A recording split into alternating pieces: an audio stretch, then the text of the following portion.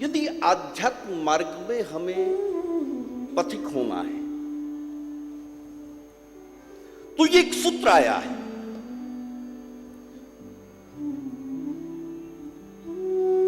तुलसी जी कहते हैं कि यदि आध्यात्म मार्ग का पथिक हमें होना है तो हमें अपने जीवन में श्रद्धा और विश्वास को अडिग करना होगा। यदि जीवन में श्रद्धा नहीं है, यदि जीवन में विश्वास नहीं है, तो अंतःकरण में स्थित परमात्मा को परम योगी भी देख नहीं सकते।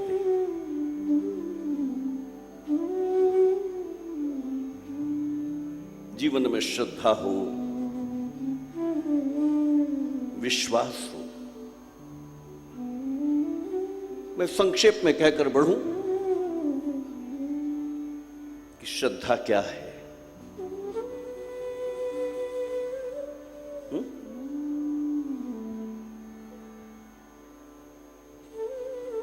जो अदृश्य है, जो दिखता नहीं है,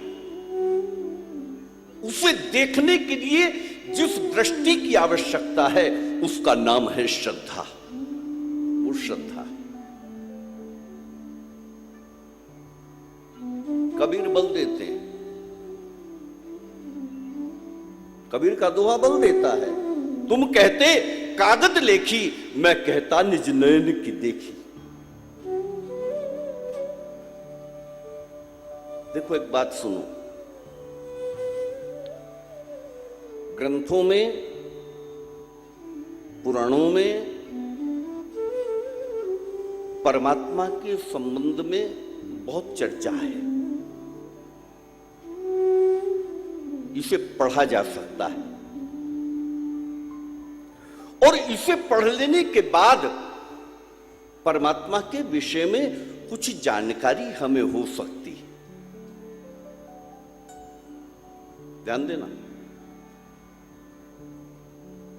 ग्रंथों में परमात्मा के विषय में सब कुछ लिखा है, इससे जानकारी तो हो सकती है, लेकिन परमात्मा दिखता नहीं।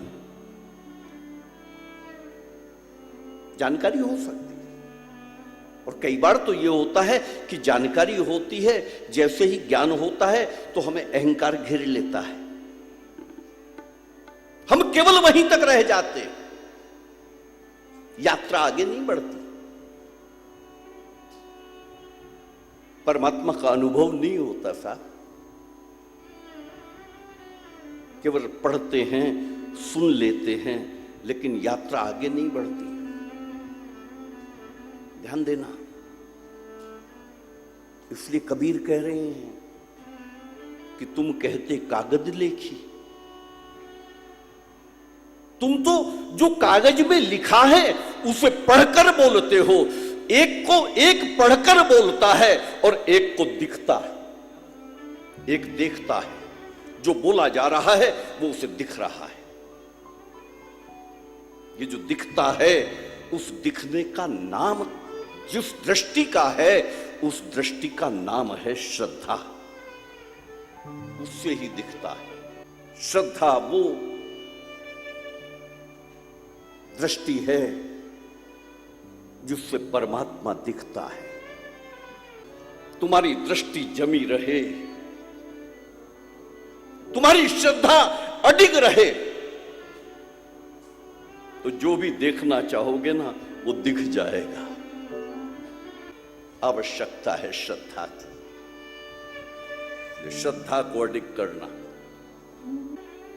जीवन में कोई घटना घट जाए